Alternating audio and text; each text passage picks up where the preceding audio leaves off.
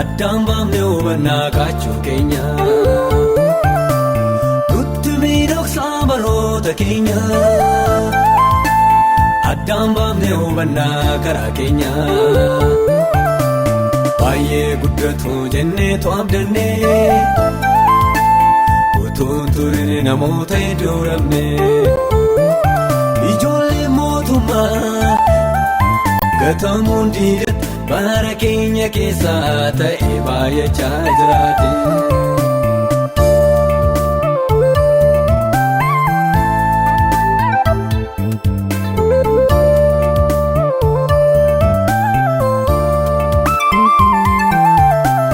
Gaafiin lubbuun deebinee namni garaaf bulaa kakuun cabee dhiifamee hedduun du'aaf malaa.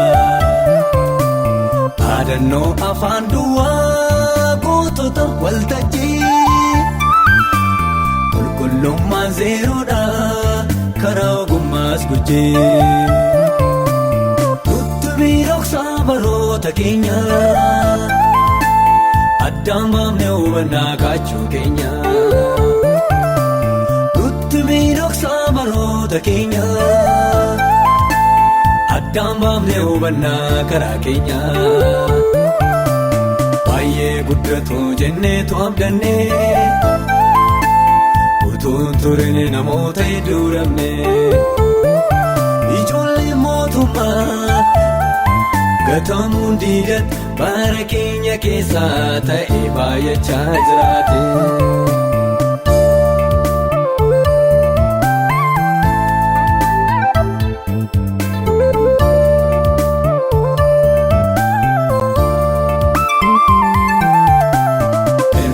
Maan beekamuu qabu keessaa falaa iddoo lachuu hoogganuu namni warra irra ilaalaa kan ittiin of deeggaruu wangeelaa caqasee namni maa of gowwoomsaa sodaa gooftaan isee itti qaroomiina iseenaa. Uumamuun idooni salphinaa dandeettiidha hin jechisiisu namni akka gochuun yoo dursu waaqayyoof abboomamii keessa argannoon furmaata tuuffadhu cubbuu didee fiixaan baafataa taata. Qaroomiina iseenaa abboomamuun idooni salphinaa dandeettiidha hin jechisiisu namni akka gochuun yoo dursu waaqayyoof abboomamii keessa argannoon furmaata tuuffadhu cubbuu didee fiixaan baafataa taata.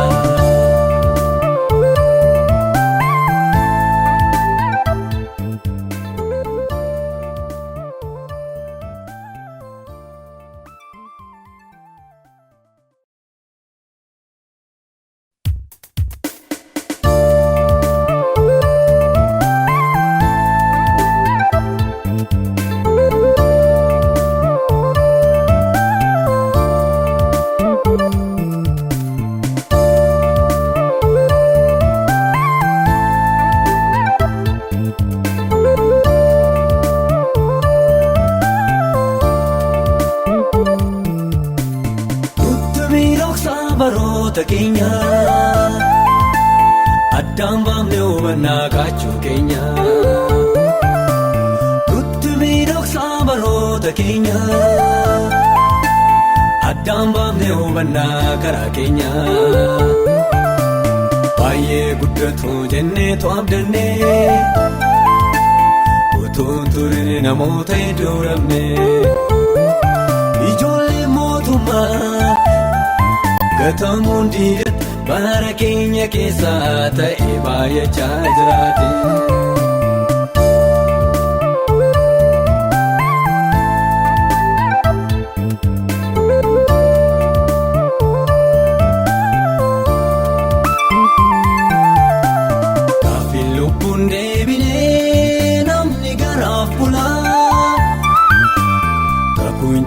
dhiifamee hedduun du'aaf mala. Dhaadannoo afaan duwwaa gootota waltajjii qulqullummaan zeeroodha karaa ogummaas gujjee.